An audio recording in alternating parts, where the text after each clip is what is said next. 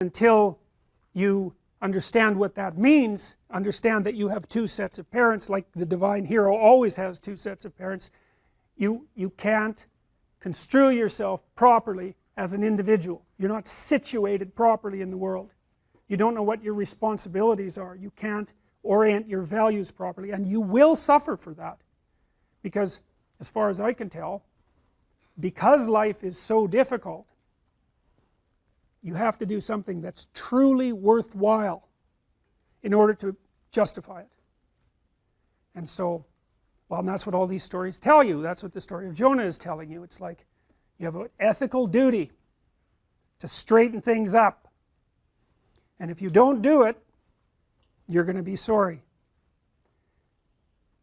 And that story is echoed everywhere. Well, now St. George, well, let's go to Harry Potter. That's what we were talking about. So he goes off to the magic castle, and he's learning to be a wizard. And he's kind of an interesting character, because he's not really good. And we find out, I think that's because, doesn't he have a piece of Voldemort in him? Isn't that what happens? Yeah. And that's what that means, is that to be good, truly good, you can't just follow rules. That's very clear in the Harry Potter story. And you also have to be able to understand malevolence. And in order to understand malevolence so that you can withstand it, you have to understand that part of you that's malevolent. Because if you don't, you're naive. And if you're naive, you're easy pickings. And so that's a Jungian idea too. And the Jungian idea is that part of personality development is to understand your shadow. And the shadow is those things about you that you do not want to admit to. And you can learn about your shadow by reading history. You know, you can read about Auschwitz. You can read about the concentration camps in Russia. And you can imagine yourself as a guard instead of as a heroic rescuer of unfortunate victims, which would be very, very unlikely. And once you can imagine yourself as a guard, which is a terrifying thing to do, then you understand something about yourself. And I actually think, and I think this is also from studying Jung, that you cannot have proper respect for yourself until you know that you're a monster, because you won't act carefully enough. You know, if you think, well, I'm a nice person, I'd never do anyone any harm, it's like, you're no saint. You can be sure of that. And the harm that you do people can come in many, many ways. And so, if you regard yourself as harmless, inoffensive, nice, well, why do you have any reason to be careful? You're like a teddy bear sitting on a shelf. Even if you throw it at someone, no one's going to get hurt. But that isn't what you're like, because you're a human being, and human beings are some vicious creatures. And there's utility in knowing that, because it's also the case, you know, in the Harry Potter series, Harry could stand up against Voldemort and understand him and speak his language because he was infected by him to some degree. A very, very interesting idea. Anyways, in the second, and the reason I'm telling you this, and this is worth thinking about, it's like, how long were each of those books? Like 500 pages? They're long, eh? And there was, how many of them? 7? And how many of them were sold? I mean, how many of you read every Harry Potter book? Right? How many of you read at least one? Okay, how many of you saw the movies? It's like, you're all in a cult. You are, I'm telling you, really, that's the truth. It's really the truth. So, in the second volume, there's this snake that's zipping around there, the basilisk, right? And it lives in the underground. That's chaos. That's chaos. And that's because wherever you are, you're on thin ice, and underneath your thin ice is chaos. And here we are in this unbelievably civilized environment, and everyone's getting along so perfectly. But you know, we've got lights, we've got electricity, the sewage system is working, no one's hungry. It's like, we can be peaceful. But if any of that fell apart, and it could easily fall apart because it's a bloody miracle it ever works at all, then the chaos that's just underneath the surface is going to come up right now. And it's useful to know that, because it makes you properly grateful if you really understand it. it makes you properly grateful for the bloody miracle that it is that you can be here in peace. So anyways, there's this snake that's underneath the surface, and it's, you know, no joke, that thing. It's big, and it's ancient, it's always been there. And what happens if you look at it?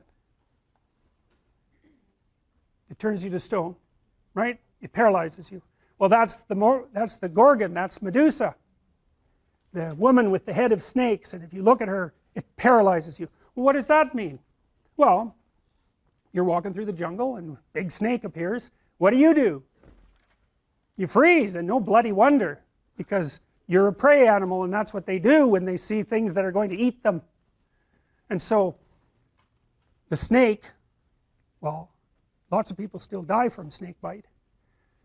And our ancestors were, and I mean our ancestors like, you know, tens of millions of years ago, when they were living in trees and weren't very big, they made a nice snack for a snake. And there's a woman named Lynn Isbell, who's an anthropologist at UCLA, who's correlated the presence of carnivorous snakes with the acuity of primate vision. And what she found was that the more snakes around, the better the primates could see. So, and we're particularly good at picking up patterns like snake camouflage in the lower half of our visual quadrant. You know, and people generally don't like snakes. You can learn to handle them, but no, snake fear appears to be innate. It's innate in chimpanzees, and it tends to increase as you age rather than decreasing. You can overcome it, but, well, my daughter had snakes, and one day her snake bit her. It was a fairly big snake, and she hadn't paid attention to it for a while, so it nailed her. And from then on, she had very difficult time grabbing the snake. It was like bitten once, you know, shy permanently. She also told me years later, she had nightmares about snakes all the time when she had a snake in her room. It's like, you know, and I think it was probably the smell. So, anyways. So, Harry Potter decides he's going to go after the basilisk, right? He's going to go out there and face the thing that he's most afraid of. So he does that. Way down in the depths. So it's like Jonah going down into the depths. And he faces the basilisk, and it bites him. And you know, that's right, because if you go down into the depths, you can get bitten. Like, it's no joke. And this is a hero story, but the thing about the hero story is it's actually real. The thing that you're facing is actually dangerous. And even though facing it voluntarily might be your best bet, and is likely your best bet, because that's the central story of humanity, that doesn't mean you're going to succeed. It's the real thing. So anyways, he gets bitten, right? And he's going to die. Now, he's rescuing Ginny. So that's the St. George story. If you go after, like, dragons like to capture virgins. God only knows why. I think it's because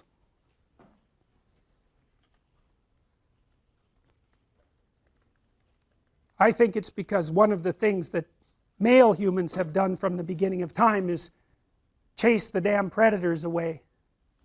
And I suspect that the males from God only knows how long ago, who were particularly good at that, were rewarded with female attention, and why the hell not? So it's deeply rooted inside of us, that idea of facing the unknown and freeing the woman. So the idea there is that if you, it's a male idea in large part. I can talk about the central female myth, and I will as we proceed. The idea is that if you're the sort of person who can stand up against the unknown and the frightening, then you're also likely, if you develop into that sort of person, then you're also likely to develop into the sort of person that other people will find attractive. So, you know, and that's why Jung believed that inside the shadow was the anima, which is like a female figure. And so his idea was something like, you know, if you watch movies, there's always this beta male guy, if they're romantic movies, and he's a nice guy, and he's the friend, and you know, the woman tells him everything, but she doesn't like him a bit.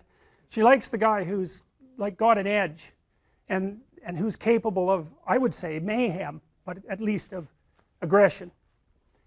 Now, that doesn't mean she wants him to be aggressive, but what it does mean is that she wants him to be able to be aggressive. That would be good. And so he's the romantic target, and so he's the person that's incorporated the shadow, and he's someone that is respectable and perhaps useful. And so, well, that's a very old story.